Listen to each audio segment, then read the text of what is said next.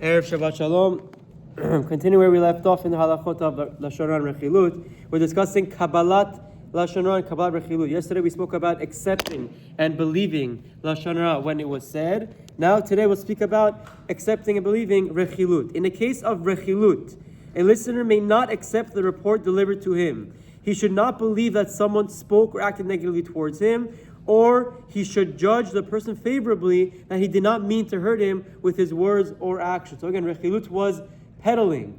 You see something, you go and say something, you tell the subject, by the way, this guy did this about you, said this about you. The subject who hears it, he also has a prohibition for listening and accepting what was told or what is being repeated about him that's negative.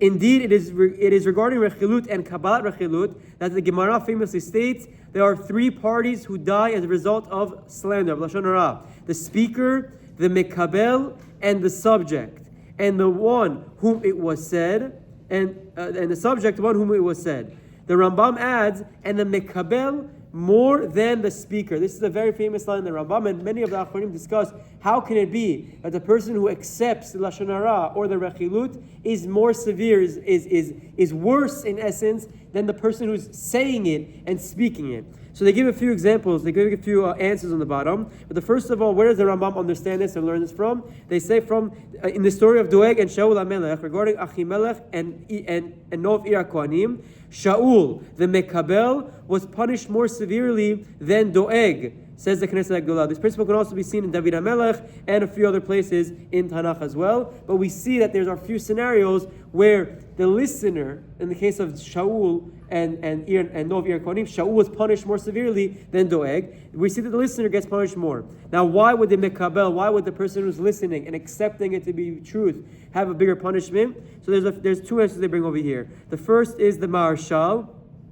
Why? Through him the Rechilut is completed. Because you can only say Lashon Hara Rechilut when there's a subject who wants to listen. So today it might be tricky because you have WhatsApp and you have group chats that someone can send a message to 50 people with no target, yet everyone can violate that prohibition. But fine. The second answer is the Mekabel of Rechilut is the one who will murder, quote unquote, the party who acted or spoke against him, or at least he will hate him, chas v'shalom. Thus transgressing, or he will take revenge, the listener also neglected to rebuke the speaker and allowed him to proceed with his evil speech. They're going to bring a few reasons. In addition, as the statement goes, the mouse is not the thief, it is the hole that allows the mouse to hide that is the culprit. Similarly, if the Mekabel would not have allowed the speaker to relay the Rechilut, it would never have been disclosed, says the Orach Mesharim. So bring a few reasons why, but nevertheless, this is the famous Rambam that the listener is even worse than the speaker. So it's very important that we train ourselves, obviously not to speak,